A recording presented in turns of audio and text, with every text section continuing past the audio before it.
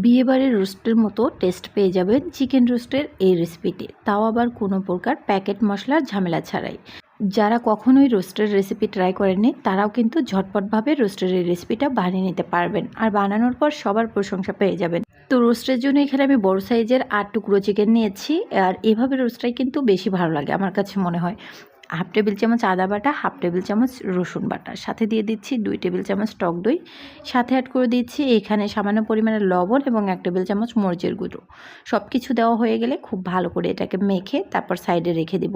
টক দইটা দেওয়ার ফলে হবে কি, মাংসর যে একটা বাজে গন্ধ চিকেনের সেটা থাকবে না।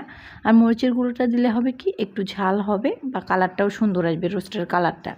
সাইডে রেখে দিচ্ছি। এখন রোস্টের মশলার জন্য এখানে 60টির মতো সাদা এলাচি, সামান্য একটু জয়ত্রী, সামান্য একটু জয়ফল, 1 টেবিল চামচ জিরে, 1 টেবিল চামচ ধনিয়া, তারপর দারুচিনি দিয়ে দিচ্ছি 3-4 ফালি, আর এখানে দিয়ে দিচ্ছি সাদা গোলমরিচ। আর এখানে বাদাম দিয়ে দিচ্ছি কাঠবাদাম 3টি, কাজু বাদাম 3টি, বেশ কয়েকটি চীনাবাদাম বেটে নেব আর কি। আর এখানে মশলাগুলো ফ্রাই করে নিচ্ছি, তবে পুড়ে ফেলা যাবে না, পুড়ে ফেললে কিন্তু টেস্টটা ভালো পাবেন না।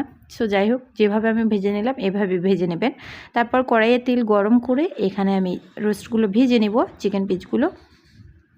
তো প্রথমে কিন্তু হাই হিটে দিয়ে 2 মিনিটের মতো ভেজে নেবেন। এটাকে খুব বেশি ভেজে নেওয়া যাবে না, তাতে করে কিন্তু মশলাগুলো খুব ভালোভাবে অ্যাডজাস্ট হবে না, ভিতরে যাবে না। তো আমি 2 মিনিটের মতো ভেজেই কিন্তু রোস্টগুলো তুলে নিচ্ছি। এখন ওই তেলেই আমি অ্যাড করে দিব একটা বড় সাইজের পেঁয়াজ কুচি। পেঁয়াজটাকে প্রথমে একটু ভেজে নিচ্ছি। পেঁয়াজের গন্ধটা চলে গেলে এখানে আমি অ্যাড করে দিচ্ছি হাফ কাপ পরিমাণ পেঁয়াজ বাটা। পেঁয়াজ বাটাটা অবশ্যই অ্যাড করতে। তারপর দিয়ে দিচ্ছি 1 টেবিল চামচ আদা বাটা এবং 1 টেবিল চামচ রসুন বাটা। তারপর এখানে আমি আদা রসুনটাকেও একটু ভেজে নেওয়ার পরে এখানে দিয়ে দিয়েছি ওই যে বাদামের যে পেস্টটা, সেই পেস্টটা। এখন বেশ কিছুক্ষণ ধরে খুব ভালো করে কষিয়ে নেব মশলাগুলো। তার সাথে আমি এখানে আবারও 1 টেবিল চামচ মরিচের গুঁড়ো দিয়ে দিয়েছি, আর মিষ্টি জিরাটা ভাজা ছিল আলাদা করে সেটাও দিয়ে দিলাম 1 টেবিল চামচ। রোস্টের মশলায় না সব ধরনের মশলা অ্যাড করলে ভালো লাগে, তবে চাইলে স্কিপ করতে পারেন। এবার খুব ভালো করে কষিয়ে নেব। মশলা ঠিক যত ভালো করে কষিয়ে নেবেন রোস্টের টেস্টটা মাশাআল্লাহ দারুণ আসবে। তারপর একটু লবণ দিয়ে দিচ্ছি স্বাদ অনুযায়ী। এবার ওই যে বাদাম পেস্ট করে রেখেছিলাম ওইটা পরিষ্কার করে একটু পানি দিয়ে দিলাম আবারও মশলাটাকে কষিয়ে নেওয়ার জন্য। আমি প্রথমেই বলেছি মশলাটা খুব ভালো করে কষিয়ে নিতে হবে। এবার ভেজে রাখা চিকেনগুলো অ্যাড করে দিলাম। চিকেনটা অ্যাড করার পর আবারও কিন্তু আমি বেশ কিছুক্ষণ নেড়েচেড়ে কষিয়ে নেব। এ পর্যায়ে চুলার আঁচ কিন্তু আমি মিডিয়ামে রেখে রান্নাটা করে নেব। এখন আর হাই হিটে রান্না করব না, এখন মিডিয়াম লো আঁচে রেখে রান্নাটা করে নিব। আমি 7 থেকে 8 মিনিটের মতো সময় ধরে খুবই ভালো করে চিকেনগুলোকে কষিয়ে নিয়েছি। এখন আমি দিয়ে দিচ্ছি 1 কাপ পরিমাণ দুধ। এখানে আপনারা চাইলে লিকুইড দুধ অ্যাড করতে পারেন, তবে আমি কিন্তু এখানে গুঁড়ো দুধটা অ্যাড করে দিয়েছি। সাথে দিয়ে দিচ্ছি বেশ কিছুটা কাঁচামরিচ ফালি, সুন্দর একটা ফ্লেভার আসবে। রেসিপি ভালো লাগলে ইউটিউব, ফেসবুক যেখান থেকেই দেখেন না কেন আমার পরিবারে যুক্ত হয়ে যাবেন। সম্পূর্ণ রেসিপি দেখার পর যদি মনে হয় ভিডিওর কোনো অংশ একটু ভালো লেগেছে, প্লিজ একটা হলেও লাইক, কমেন্ট, শেয়ার করুন।